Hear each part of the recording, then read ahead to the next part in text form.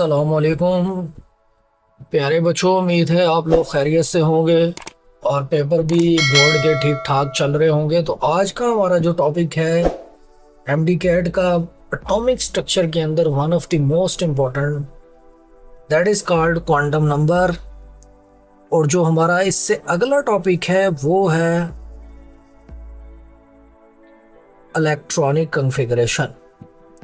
तो ये दोनों जो है ना टॉपिक मोस्ट फेवरेट हैं एंट्री टेस्ट के हवाले से, क्योंकि इसमें ज़रा थोड़ी कॉम्प्लेक्सिटी है, डेप्थ है, बिल्कुल वैसे ही जैसे मोल वाला टॉपिक जो है ना बच्चों के लिए थोड़ा मुश्किल काज करता है, वैसे ही ये। तो बच्चों क्वांटम नंबर्स बेसिकली क्या है, हमारे पास एक एटम के अंदर इलेक्ट्रॉन को फाइंड करने का एड्रेस है कि एक एटम में इलेक्ट्रॉन किस जगह के ऊपर हो सकता है, किस शेल में, किस सब शेल के अंदर, किस ऑर्बिटल के अंदर।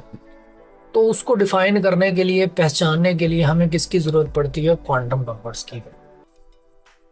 तो बच्चों अगर हम बुक की टेक्निकल डेफिनेशन की बात करें जो कि आपने एफएससी में पढ़ी हुई हैं, अब आप माशाल्लाह समझदार हो चुके हैं, एंट्री टेस्ट में आ चुके हैं कि the set of numerical values which gives the acceptable solution to Schrödinger wave equation।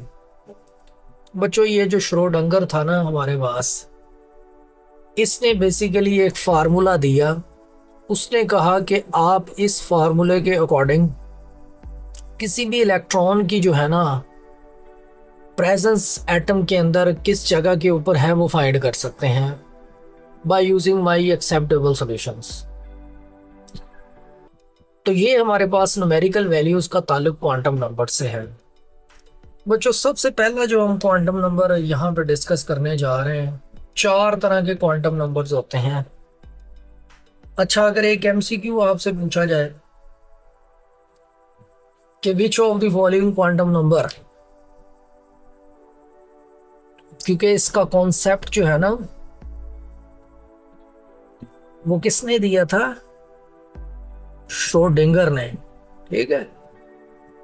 तो विच of the following quantum number is not derived from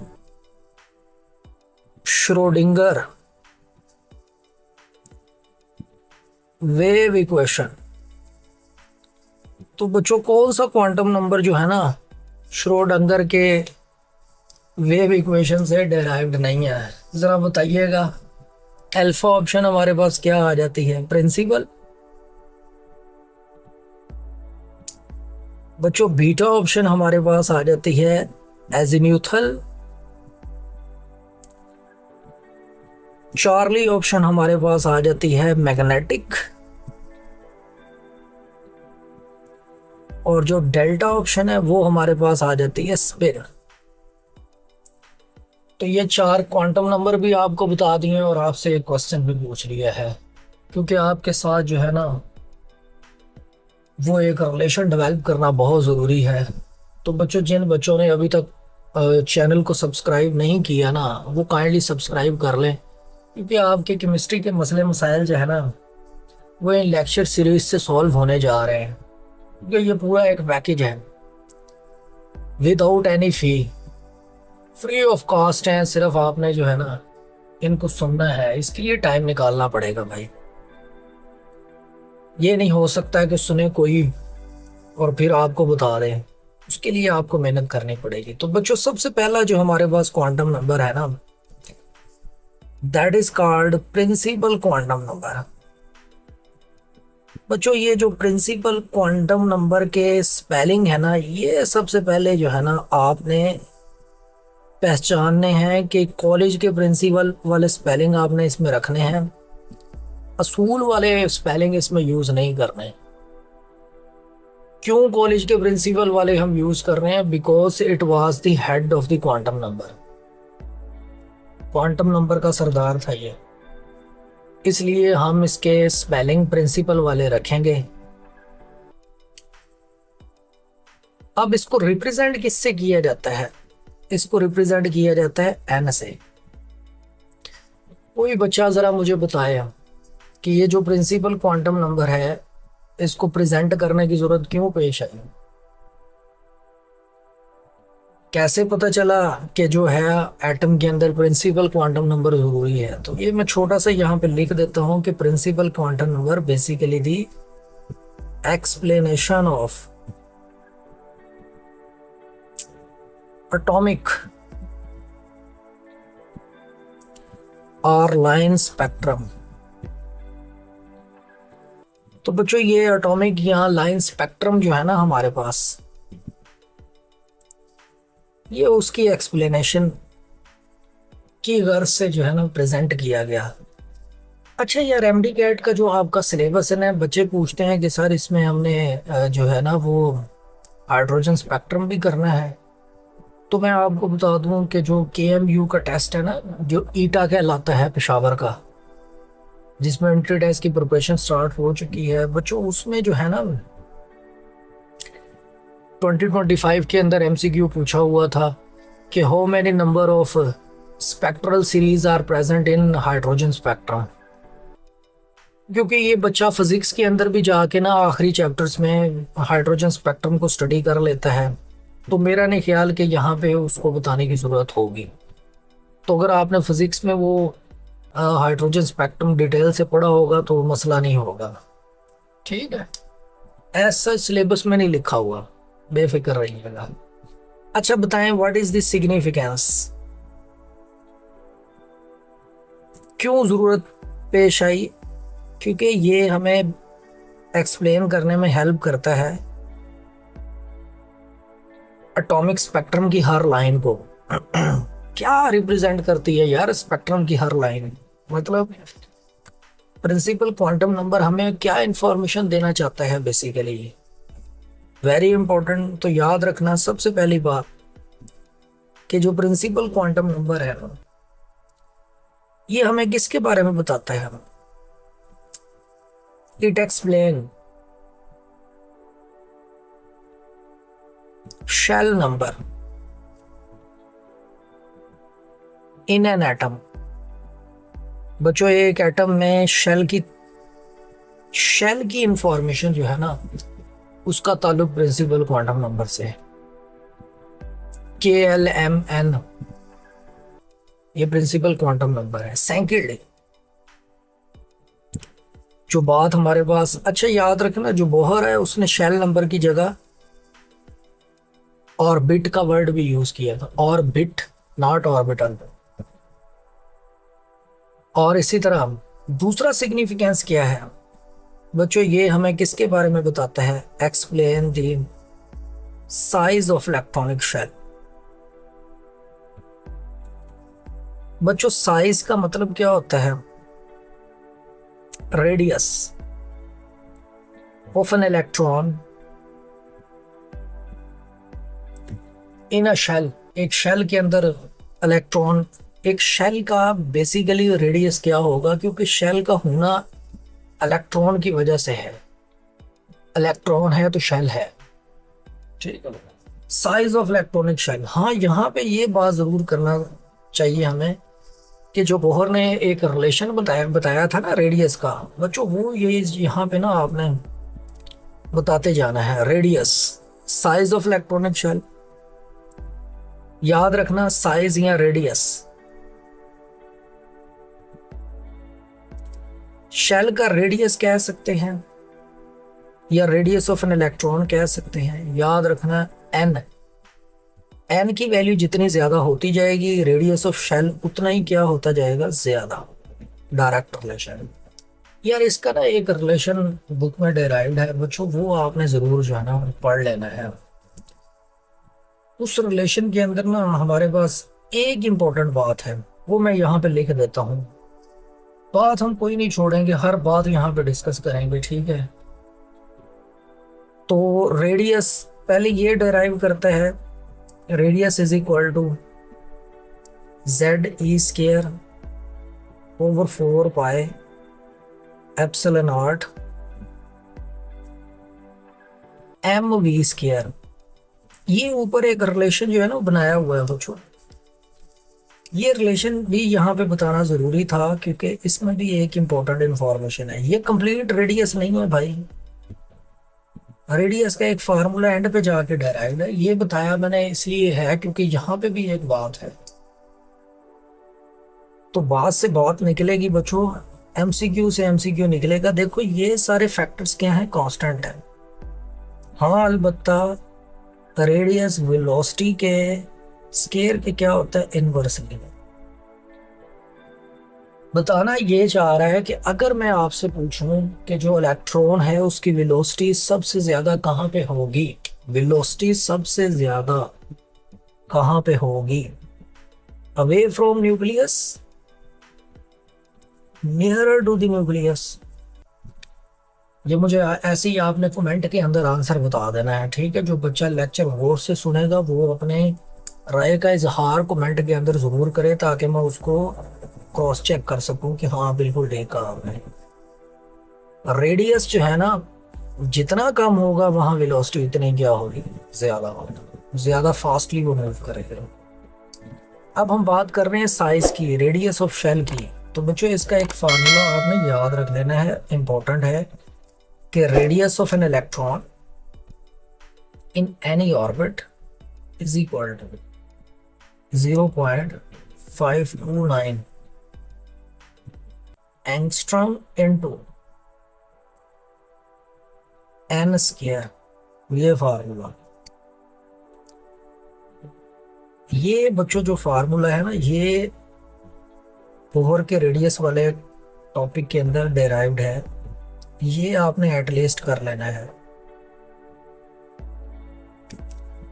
यानी कि फर्स्ट ऑर्बिट में हमारे पास रेडियस निकालना है तो n1 पुट कर लो, सेकंड ऑर्बिट में निकालना है तो n को क्या कर लो, square, multiply this value second orbit का। ये फार्मूला जरूर है। हम बात कर रहे हैं सिग्निफिकेंस की, ठीक है, इस पे जरा काम करना है आपको। तो अब नेक्स्ट हमारे पास क्या आ जाता है, अगर मैं आपसे पूछता हूँ तीसरा सिग्निफिकेंस क्या है बच्चों, इट एक्सप्लेन एनर्जी, किसकी energy, of electron in a shell. बच्चों एक शेल की एनर्जी भी कह दें हम, या एक इलेक्ट्रॉन की एनर्जी भी कह दें, बात एक ही। इसका ताल्लुक भी किससे है, एन से, ठीक है। इसमें भी आपने याद रखना है कि एनर्जी हमारे पास जो है ना, किसी भी nth ऑर्बिट में, आगे लिख लेते हैं, एनर्जी किसी भी ऑर्बिट की इंपॉर्टेंट है ये। इलेक्ट्रॉन इन nth ऑर्बिट, इसका एक रिलेशन है वो आपने याद रखना है, बुक के अंदर डेराइव्ड है, that is -13 into 1/n square kilo joule per mole. बच्चों ये एक रिलेशन, ठीक है। इस फार्मूले के अकॉर्डिंग भी आपने याद रखना है कि energy of any orbit is directly proportional to n value. अब बच्चे बहुत सारे जो है ना, ये देख के एक दफा तो चौंक गए होंगे कि सर ये क्या, ये तो इन्वर्सली का साइन है। बच्चों बिल्कुल इन्वर्सली का साइन है, लेकिन देखो ना बाहर माइनस भी है, ठीक है। इस माइनस का मतलब क्या है, इस माइनस का मतलब ये है कि एनर्जी और एन का जो रिलेशन है ना वो डायरेक्ट बन जाता है। अब जरा मुझे बताओ, मैं अगर आपसे पूछता हूं कि मैक्सिमम एनर्जी, चलो मैं एमसीक्यू ही आपसे पूछ लेता हूं, मैक्सिमम एनर्जी किसकी, of electron in an atom,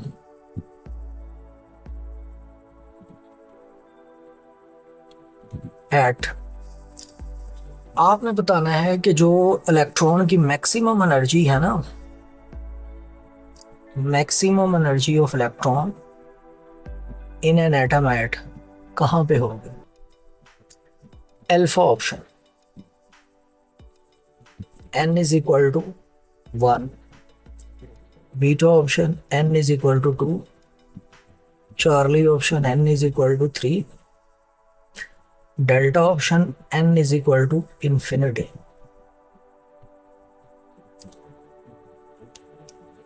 बच्चों इलेक्ट्रॉन की मैक्सिमम एनर्जी कहाँ पे होगी? देखो एनर्जी जो है ना वो हमारे पास माइनस का साइन बता रहा है कि जैसे जैसे इलेक्ट्रॉन न्यूक्लियस की तरफ आएगा एनर्जी कम होगी, लेकिन जैसे जैसे इलेक्ट्रॉन न्यूक्लियस से अवे जाएगा तो उसकी एनर्जी क्या होगी? ज्यादा। इसका मतलब ये है कि हमारे पास न्यूक्लियस से जितना वो अवे होता जाएगा, हाइट है ना, हाइट, पोटेंशियल एनर्जी उतनी क्या होती जाएगी? ज्यादा होती जाएगी। mgh होती है ना, फिजिक्स में आप पढ़ते हो। पोटेंशियल एनर्जी ज्यादा होगी तो फिर ओवरऑल एनर्जी भी क्या होगी? ज्यादा होगी। दोनों का सम होता है काइनेटिक और पोटेंशियल एनर्जी। अगर पोटेंशियल एनर्जी ज्यादा है तो याद रखना पोटेंशियल एनर्जी इतनी क्या हो जाएगी? कम हो जाएगी। इसका मतलब ये है कि हमारे पास एन को अगर यहाँ पे क्या रखा जाए? इन्फिनिटी। 1/इन्फिनिटी क्या होता है? 0। 0 वैल्यू आएगी एनर्जी की। अब आप सोच रहे होंगे सर 0 तो वो तो छोटी वैल्यू है। भाईजान अगर माइनस में वैल्यू चली जाए ना तो 0 की वैल्यू बढ़ जाती है, लेकिन अगर मैं यहाँ पे n1 पुट कर रहा हूँ 1 तो आंसर क्या आएगा? -13 बताओ 0 बिगर है या -13? 0 बिगर है। बच्चों इसका मतलब ये हुआ कि मैक्सिमम एनर्जी 0 है। कहाँ पे? इन्फिनिटी पे। लेकिन वो जैसे ही नियरर टू द न्यूक्लियस आएगा तो एनर्जी कम होती जाएगी, और कम एनर्जी किस में चली जाएगी? माइनस के अंदर। इसलिए इसके साथ साइन भी किसका आता है? माइनस का। और आपको पता है ये एफएससी में आप जो है ना वो एमसीक्यू भी एक शॉर्ट क्वेश्चन में बड़ा इंपॉर्टेंट करते हो। तो बच्चों ये एनर्जी का रिलेशन आपने याद रखना है। अब सिग्निफिकेंस हमने पढ़ लिया है यार। सिग्निफिकेंस अगर हमने पढ़ लिया है तो मुझे जरा जल्दी से बताओ कि जो श्रोडिंगर जो था ना, चलो रिस्पेक्ट देते हैं यार, श्रोडिंगर उसको कहते हैं। हमारे पास इसकी न्यूमेरिकल वैल्यूज क्या थी? Very important. Numerical values represented by n is equal to 1, 2, 3, 4 so on up to infinity. बच्चों each n value represent a shell. If n is equal to 1, it means this will be the K shell. If n is equal to 2, this will be the L shell. If n is equal to 3, this will be the M shell. If n is equal to 4, this will be the N shell. ठीक है, यही चीज आपसे MCQ में पूछी जाएगी। Sir ये तो बड़ा एक मासूम सा बेचारा टॉपिक है ना, प्रिंसिपल क्वांटम नंबर, इसमें क्या ही पूछेगा वो, तो इतना मसला काज नहीं होगा। ठीक है, मसला जरा काज होगा आगे वाले क्वांटम नंबर्स के अंदर, जब हम इनका रिलेशन देखेंगे कि जो रिलेशन है वो किस तरह से बनेगा। बच्चों ये जो हमारे पास के शेल है, आपने बताना है कि ये जो के शेल है इसके अंदर यार इलेक्ट्रॉन्स की तादाद कितनी है। इसका एक फार्मूला है, पता है वो आपको? फार्मूला इंपॉर्टेंट है। फार्मूलाज जो है ना ज्यादातर क्वांटम नंबर के टॉपिक में जो है ना उसने पास पेपर के ऊपर पूछे हुए हैं। आसान सा है, हमारे पास सब बच्चों को ही तकरीबन पता होता है कि अगर मैं कहूँ कि यार नंबर ऑफ इलेक्ट्रॉन्स इसका फार्मूला क्या है तो बच्चे बता देते हैं सर 2n²। यही तो एक आसान सा फार्मूला है। ठीक है, तो बच्चों के शेल में कितने होंगे हमारे पास? 1 × 2 इलेक्ट्रॉन्स। हाईलाइट कर देते हैं। एल शेल में कितने होंगे? 2 2 is a 4 4 2 is a 8 electron. M shell में कितने होंगे? 9 2 is a 18 इलेक्ट्रॉन्स। बच्चों फोर्थ में 4 4 इज 16, 16 2 इज 32। तो यार हर शेल में कितने इलेक्ट्रॉन्स हैं हम इस फार्मूला से पता चला सकते हैं।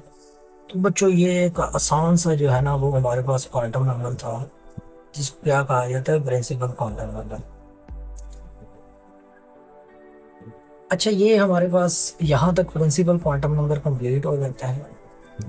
बच्चों अगला जो हमारा क्वांटम नंबर है ना उसमें जाने से पहले चलो मैं यहाँ एक एमसीक्यू आपसे पूछ लेता हूँ। एमसीक्यू जो है ना एंट्री टेस्ट के बगैर, एमसीक्यू के बगैर एंट्री टेस्ट आपका नामुकम्मल है। अगर मैं आपसे कहता हूँ कि डिस्टेंस एंड एनर्जी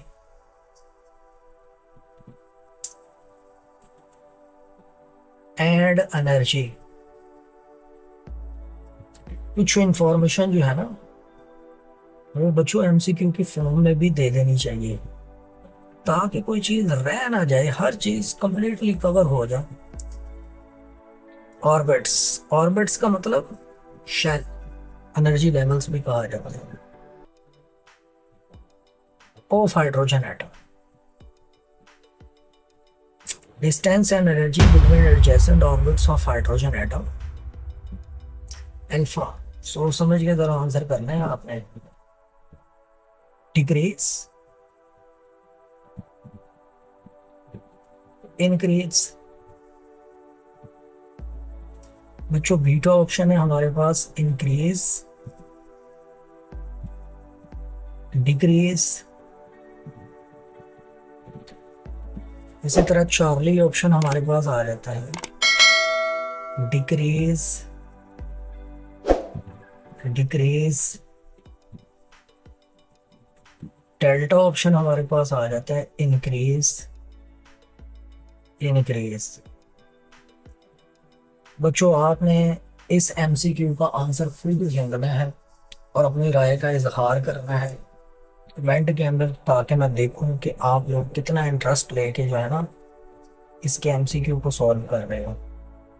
तो आसान से एमसीक्यू है, एडजेसेंट ऑर्बिट्स के दरमियान रेडियस और एनर्जी का क्या रिलेशन होगा। बच्चों ये कहने का मेरा मतलब है ये चीज, चलो हिंट दे देता हूँ आपको। मेरे कहने का मतलब ये है R2 minus R1, R3 minus R2, R4 minus R3, so on. Adjacent orbit का डिस्टेंस का क्या रिलेशन है, और इसी तरह energy E2 minus E1, E3 minus E2, और इसी तरह E4 minus E3 and so. ये चीज मेरे अजीज, तो उम्मीद है कि अब आपको आइडिया हो गया होगा एडजेसेंट ऑर्बिट्स के रेडियस क्या कर रहा है और एडजेसेंट ऑर्बिट्स की एनर्जी क्या कर रही है। बच्चों अपनी राय का इजहार जरूर कीजिएगा। ये था प्रिंसिपल क्वांटम नंबर। तो बच्चों अगला जो हमारे पास क्वांटम नंबर आ जाता है ना सेकंड नंबर के ऊपर, that is called azimuthal quantum number. बच्चों एजीम्यूथल क्वांटम नंबर ये हमारा सेकंड क्वांटम नंबर है। अब कोई बच्चा जो है ना जल्दी से मुझे बता दे, it is represented by small L. ये जो एजीम्यूथल क्वांटम नंबर है इसके प्रेजेंट करने की जरूरत क्यों पेश आई, कैसे पता चला कि भाई इसकी जरूरत है, कैसे पता चला कि शेल के अंदर सब शेल भी है। तुम बताए इंटेलिजेंट बच्चा। बच्चों this is called entry test. ठीक है, ये चीजें एफएससी में आपने नहीं पढ़ी हुई है। एफएससी में बस ऐसे ही रट्टे छट्टे मरवा देते हैं, चल भी बेटा, लेकिन आगे चल के एमडी कैट में जो है ना बच्चा फिर कहता है कि अब क्या किया जाए। तो बेटा अब करना क्या है, मिस्टर मैकेनिस्ट के जो है ना आके लेक्चर सुनाए, सब कुछ हल हो जाएगा। ठीक है ना, जरूरत ही नहीं रहेगी। वो चीजें बताएंगे बच्चों जो आपने सुनी नहीं होगी, लेकिन शर्त यह है कि लेक्चर सुना है। खैर बताएं जी, तो बच्चों याद रखना है एजीम्यूथल क्वांटम नंबर जो है ना, ये किस चीज की एक्सप्लेनेशन में प्रेजेंट किया गया। तो it explain the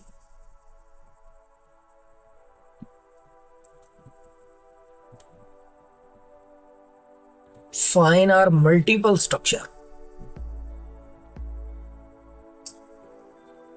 multiple structure यार, बोहर के डिफेक्ट्स पढ़े बच्चों। कोशिश करो बोहर का जितना भी काम है ना, चाहे बोहर के पोस्टुलेट्स, आसान है यार, वो तो आपको पता ही है ना, मैट्रिक में भी आप शायद पढ़ते हो।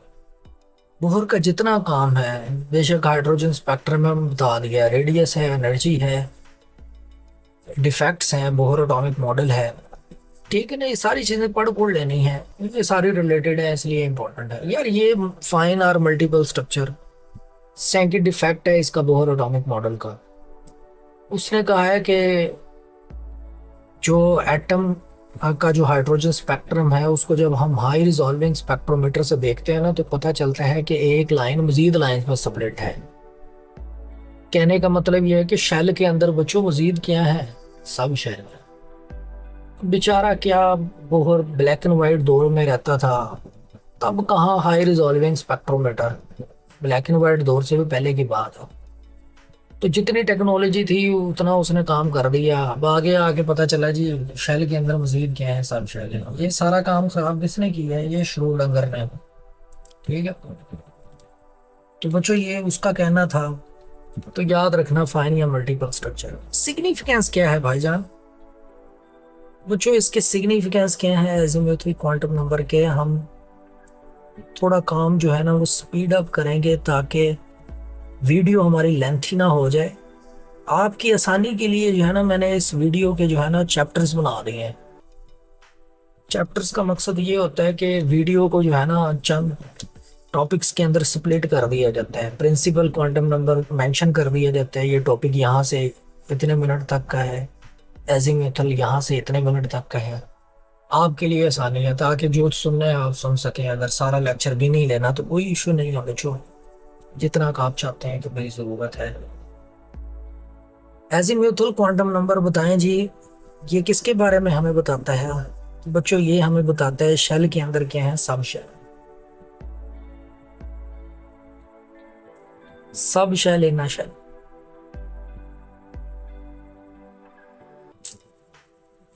सेकेंड बच्चों, नाम के अंदर जाहिर है azimuthal quantum number, azimuthal quantum number भी इसको कहते हैं, क्योंकि बूथा शरीफ के बारे में बताता है। वेरी इंपॉर्टेंट, ये तो एमसीक्यू जो है ना बहुत ही दफा पूछा हुआ है पास्ट पेपर के अंदर। शेप ऑफ सब शेल, बूथा शरीफ ऑफ अ सब शेल कैसा होगा? अच्छा, यहाँ पे वो शेप ऑफ शेल भी लिख देना, तो इसका मतलब शेप ऑफ ऑर्बिटल्स ही है, ऑर्बिटल्स। क्योंकि ऑर्बिटल्स सब शेल में होते हैं, सब शेल शेल में होते हैं, ये सारे किस में होते हैं, शेल में। एक ही बात है, शेप शेल की का मतलब ऑर्बिटल्स की शेप, ठीक है बच्चों। दो बड़े इंपॉर्टेंट सिग्निफिकेंस है इसके। इसके बाद बताएं जरा इसकी न्यूमेरिकल वैल्यूज क्या होंगी बच्चों। न्यूमेरिकल वैल्यूज की अगर हम बात करें, ये 0 से स्टार्ट होता है, 0 1 2 3 4। ये श्रोडिंगर के जो एक्सेप्टेबल सॉल्यूशंस है ना, इन नंबर से हमें पता चलता है। मैक्सिमम वैल्यू है -1।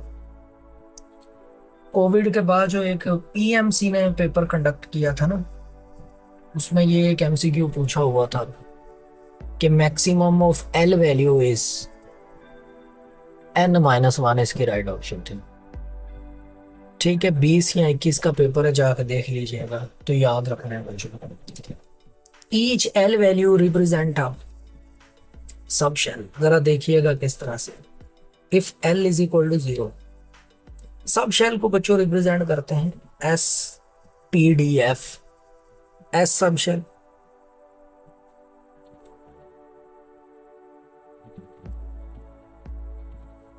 If L is equal to 1, P sub shell. बच्चों if L is equal to 2, D sub shell. यार if L is equal to 3, F sub shell. सही है। और मैंने आपको बताया कि ये सब शेल के साथ साथ किसके बारे में बताता है, मूथा शरीफ के बारे में। बच्चों आपने जो है ना इसकी शेप भी बतानी है, इसकी शेप कैसी होती है, स्फेरिकल, सर्कल की तरह। पी की कैसी होती है, डम्बेल। अभी इसको फिलहाल आप लिख दें कॉम्प्लिकेटेड, ड्रा करेंगे, अगला हमारा यही टॉपिक है। इसको भी फिलहाल आप यही लिख दें कॉम्प्लिकेटेड।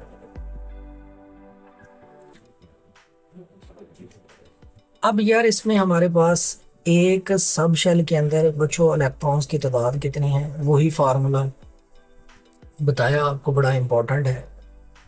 आपने याद रखना है नंबर ऑफ इलेक्ट्रॉन्स इन सब शेल।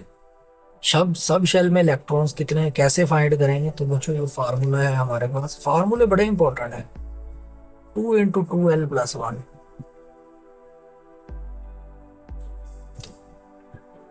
ठीक है, इतना टफ नहीं होता इसमें एमसीक्यू, बस बच्चा वैसे ही कंफ्यूज रहता है, इसमें चीज़ों को मिक्स कर देता है। मिक्स नहीं होंगे अगर आप ज़रा ये लेक्चर गौर से सुनते जाएंगे ना। हाँ जी बताएं जी, एस सब शेल में कितने इलेक्ट्रॉन्स होंगे बच्चों, 2 इलेक्ट्रॉन्स। फार्मूला ऊपर लिखा हुआ है। पी में कितने होंगे, 2+1 3 3 2 is 6, 2 2 is 4+1 5 2 is 10, 3 2 is 6 6+1 7 7 2 is 14। ये आपने याद रखना है, ठीक है। अच्छा ये तो हो गया इसका एजीमुथल क्वांटम नंबर का सिग्निफिकेंस, ठीक है। कुछ भी पूछ सकता है, आसान है, कोई मुश्किल नहीं है। अब हम बच्चों बेसिकली जो है ना वो क्या देखेंगे, रिलेशनशिप। बच्चों अब हम जो है ना वो रिलेशनशिप देखेंगे किस किस के दरमियान, प्रिंसिपल और एजीमुथल क्वांटम नंबर के दरमियान। A relationship between principal quantum number n and azimuthal quantum number l। यानी कि हर शेल के अंदर आपने बताना है कि हमारे पास सब शेल कितने होंगे। ये आप लोग जो है ना मुझे बताएंगे। जैसे अगर मैं आपसे कहता हूं कि यार पहला शेल है बच्चों n = 1, क्या कहते हैं इसको, के शेल। बताओ इसके अंदर कितने सब शेल हैं और कौन कौन से हैं। आपने याद रखना है, एक बात जहन में बिठा लेनी है, यहाँ पे जितनी n की वैल्यू होगी ना, 1 है 2 है 3 है 4 है, उतने उसके अंदर सब शेल होंगे। आसान सा ट्रिक। यानी कि अगर के शेल है ना उसका एक ही सब शेल है बच्चों, कौन सा, 0। 0 कौन सा है, एस सब शेल। कैसे रिप्रेजेंट करेंगे इस एस सब शेल को पहले शेल के शेल के अंदर। पहले लिखेंगे शेल पहला 1 फिर एस, ठीक है। If n = 2 L shell. बताओ कितने सब शेल होंगे, 2। कौन कौन से, 0 1। 0 का मतलब S, 1 का मतलब P। कहाँ से आया ये देखो, 0 हो तो S होता है, 1 हो तो P होता है। याद रखना मैक्सिमम वैल्यू जो होगी ना किसी भी सब शेल की, वो n से एक कम होगी, n से एक कम होगी। अगर n 2 है ना तो एक कम करके मैक्सिमम आएंगे, मिनिमम हमेशा 0 रहेगा। बड़ी इंपॉर्टेंट बात है, बता रहा हूं मैं आपको, ठीक है। तो क्या लिखेंगे इसको, 2s 2p। बड़ी इंपॉर्टेंट बात है, अगर मैं लिखूं कि which of the following subshell is not possible, 1s 2s 2p 2d। क्या रीजन बताओगे, why 2d is not possible? You will say that because sir only two subshell lie in second subshell, that is S and B. D is not included in second subshell.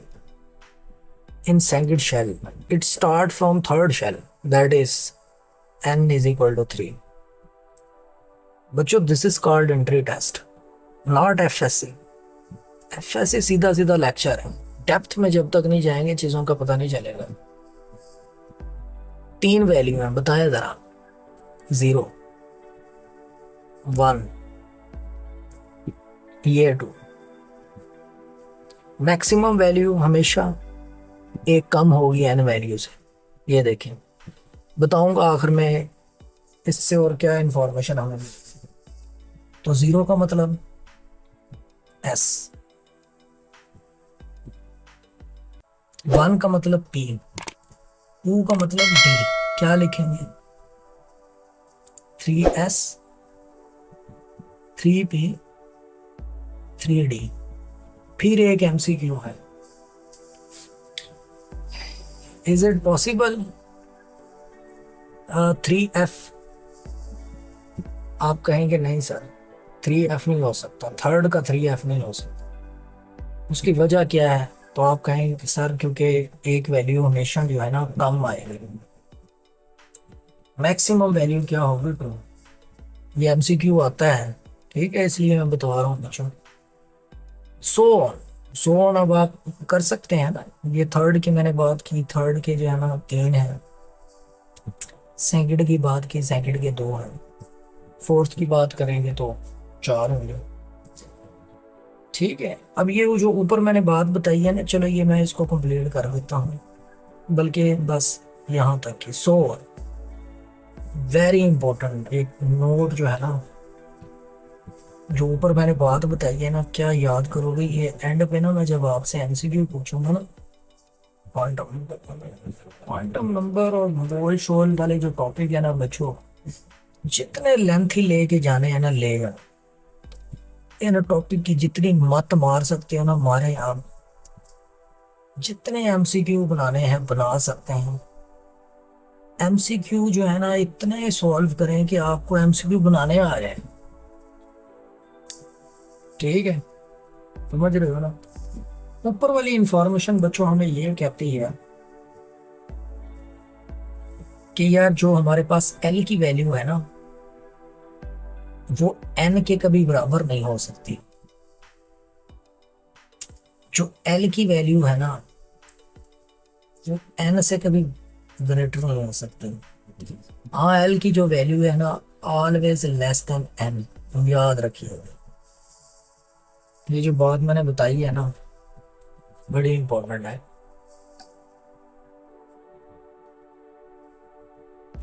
बेटा L की value N पे depend करती है, N की value L पे depend नहीं करती. बच्चा क्लास में कहता कि सर क्या N की वैल्यू लेस देन L होगी, यानी कि N ग्रेटर देन L होगा. मैंने कहा बेटा पहले तरतीब इसकी ठीक करो. L डिपेंडेंट ऑन N है, not N dependent on L.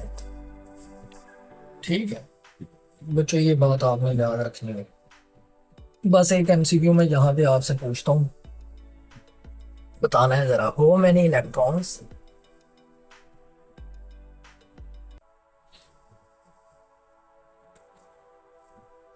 Can occupy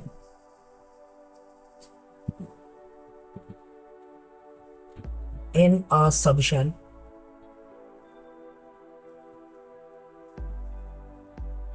with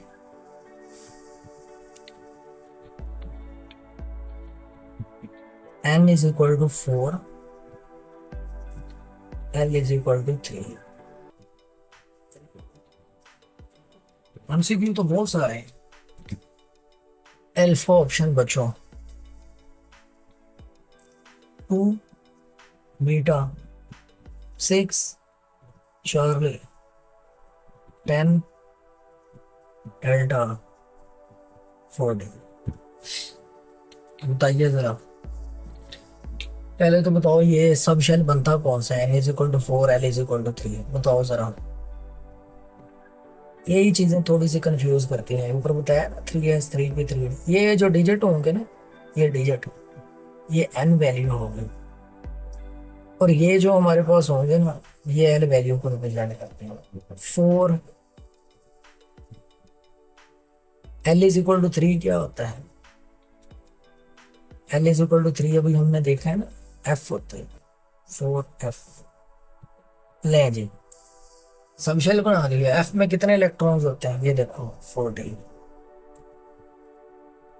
ये चीज है भाईजान, this is called entry test. ये नहीं एफएससी का खाली लेक्चर पढ़ा दें, बच्चा बेचारा ढूंढता रहे 2 घंटे लगा के, पहले लेक्चर सुने क्वांटम नंबर का, जब एमसीक्यू की बारी आया तो उसको समझ ना लगे कि ये मैंने कैसे सॉल्व करना है। बेटा असल मसला जो है ना, प्रैक्टिस है। प्रैक्टिस एमसीक्यू भी करेंगे तो पता चलेगा। ये था एजीम्यूथल, जिसको एजीम्यूथल क्वांटम नंबर भी कहते हैं बच्चों। इसके बाद जो हमारे पास थर्ड क्वांटम नंबर आ जाता है ना, that is called magnetic quantum number.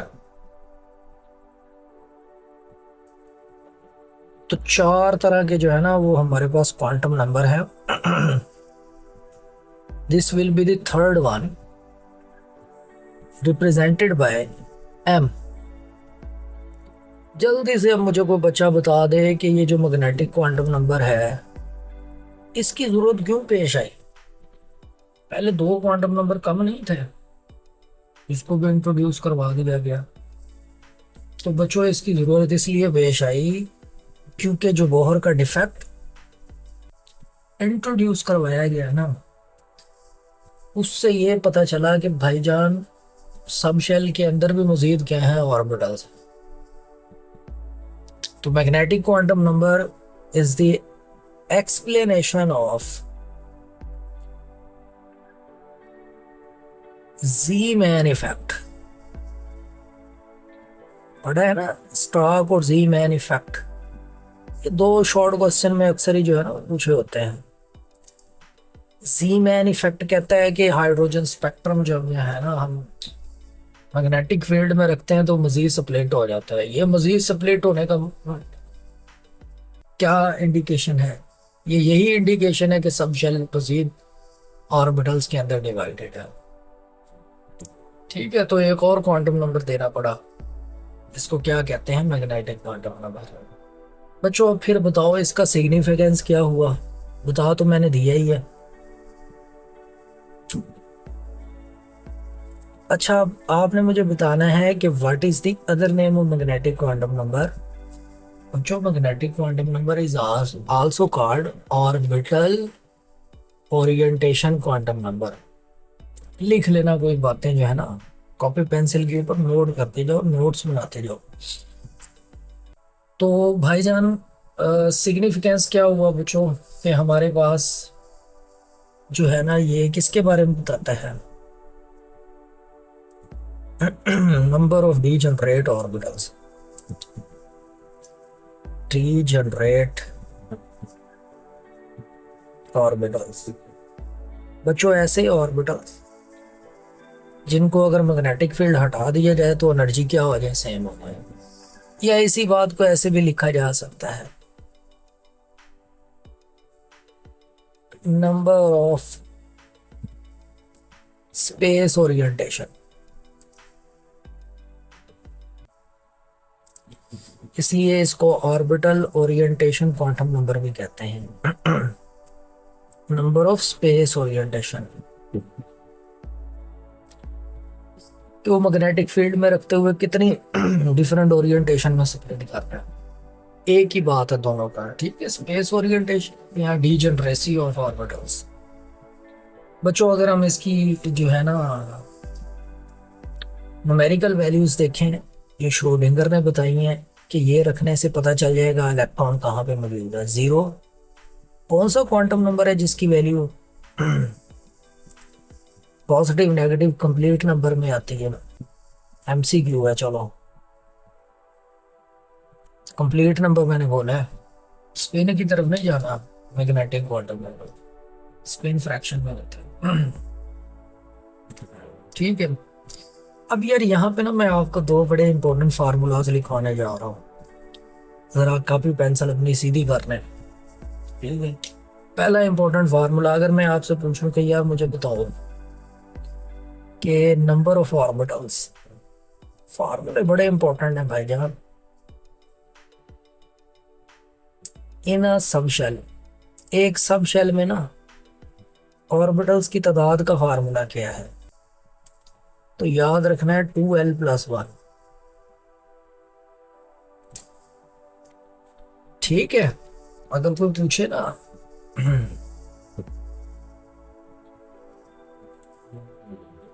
कि एक सब शेल में यार ऑर्बिटल्स की तादाद का फार्मूला, तो बताओ मिस्टर मैकेनिस्ट के आप लेक्चर ले रहे हो।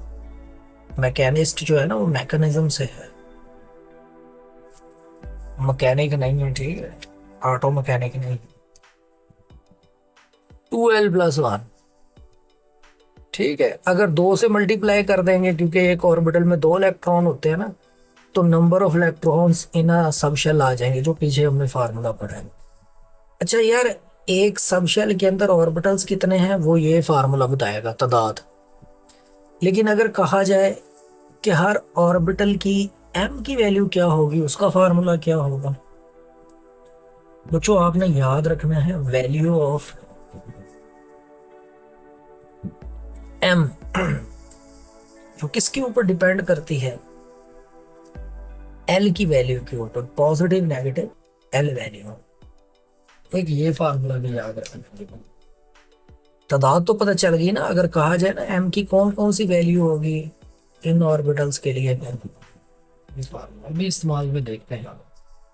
बच्चों अगर मैं आपसे कहूं कि पहला सब शेल है एल इज इक्वल टू 0, कौन सा होता है? आप कहेंगे sir S sub shell.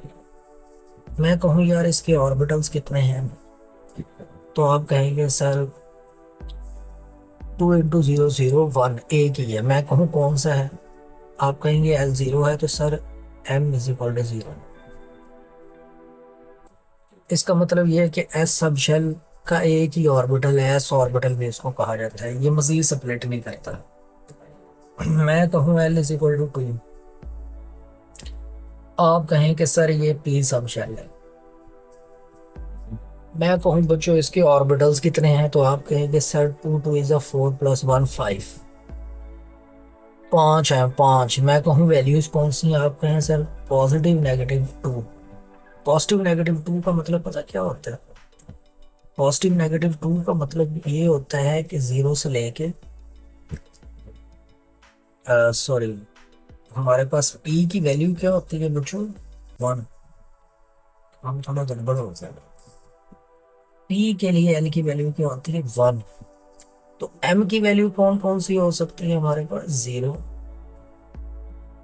Positive 1, negative 1। 3 value होती हैं। पॉजिटिव नेगेटिव 1 जो है ना, इसका मतलब होता है 0 + 1 -1। इसका मतलब ये है कि ये जो P सम शेल है ना बच्चों, इसको हम क्या भी कहते हैं? ट्रिपली डीजनरेट। ट्रिपली डीजनरेट या 3-fold डीजनरेट। कौन कौन से होते हैं इसके भला ऑर्बिटल्स? Px,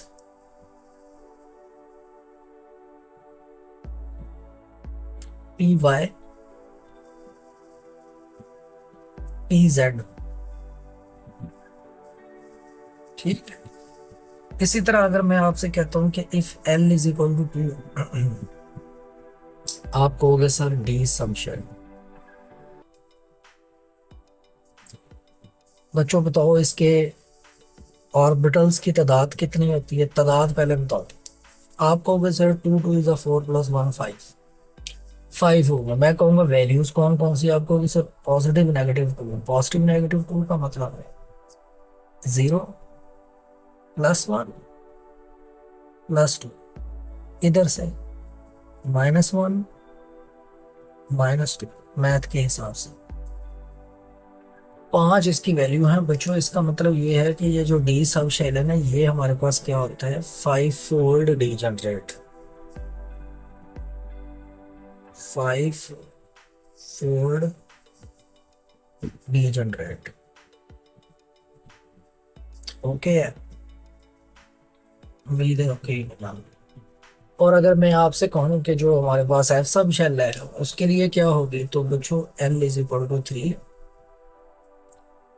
जगह थोड़ी कम है, एफ सब शेल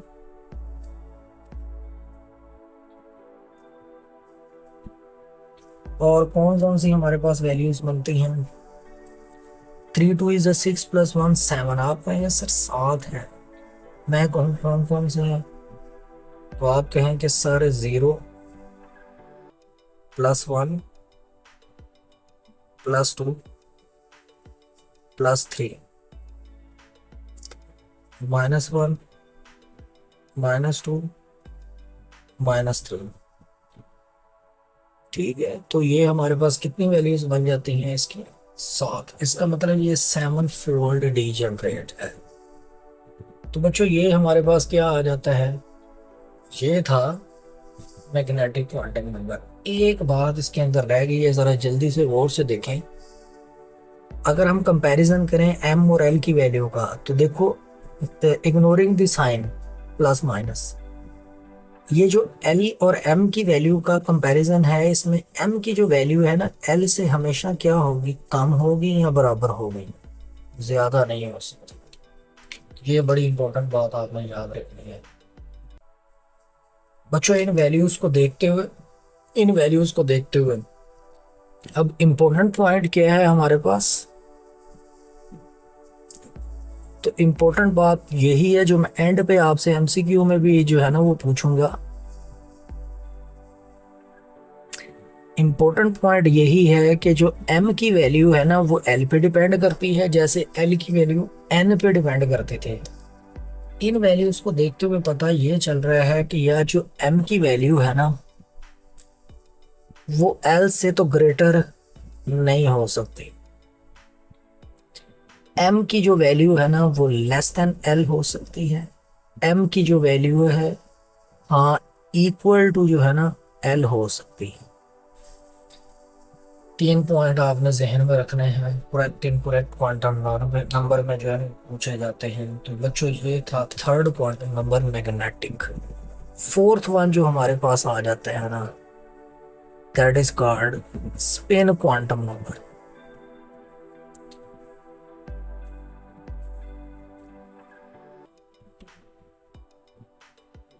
स्पिन क्वांटम नंबर जो है ना रिप्रेजेंटेड बाय एस। बच्चों ये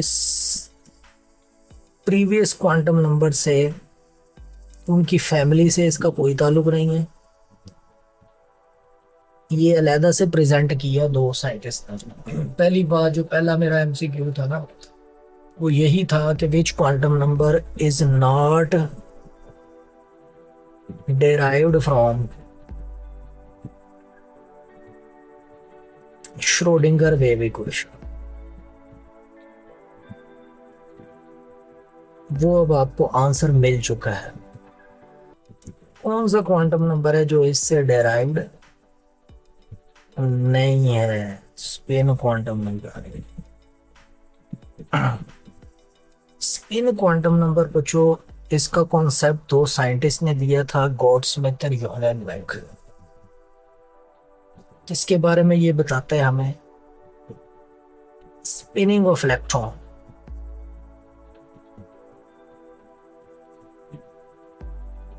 एक्सप्लेन, सेंटेंस थोड़ा उल्ट हो गया, स्पिनिंग ऑफ इलेक्ट्रॉन एक्सप्लेन करता है ये। ठीक है, ये वो क्वांटम नंबर है जिसको एस से रिप्रेजेंट करते हैं। Value of S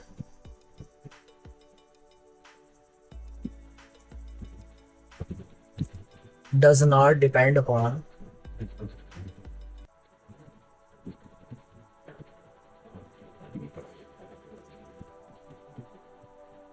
n principal quantum number, l azimuthal quantum number, m क्योंकि ये डेराइव्ड ही नहीं है प्रीवियस क्वांटम नंबर से, वैल्यू भी डिपेंड नहीं करेगी।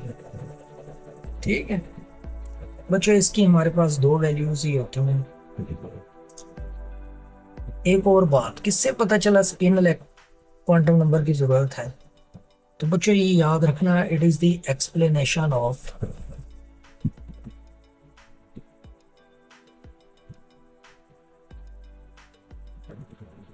डबलेट लाइन स्ट्रक्चर क्या होता है?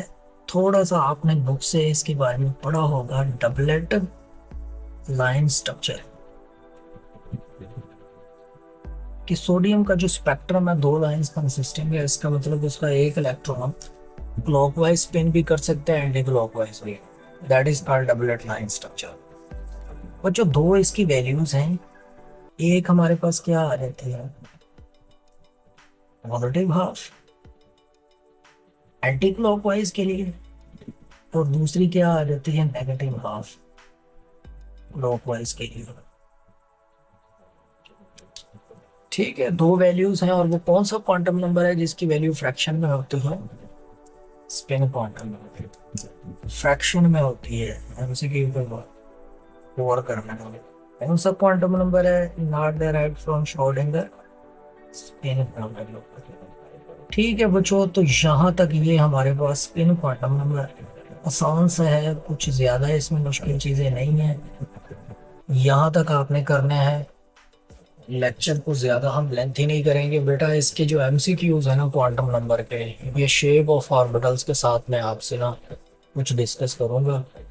यहाँ तक अच्छी तरह से आपने करना है। अपना बहुत सारा ख्याल रखिएगा, चैनल को सब्सक्राइब ज़रूर कीजिएगा, और अपने कमेंट का इजहार ज़रूर कीजिएगा लेक्चर के बारे में कि कैसा लगा ये लेक्चर्स। हमारी ये बहुत ज़्यादा मेहनत है, ठीक है, बहुत मुश्किल काम है इसको जो है ना प्रेजेंट करना यहाँ पे, लेकिन फिर भी हम कोशिश कर रहे हैं आप लोगों के लिए, तो इसको अप्रिशिएट ज़रूर करना है। शेयर करके करते हुए, सब्सक्राइब करते हुए, और एक कमेंट जो है ना लाइक के साथ ज़रूर करना है। आप अपना ख्याल रखिएगा। अल्लाह हाफ़िज़।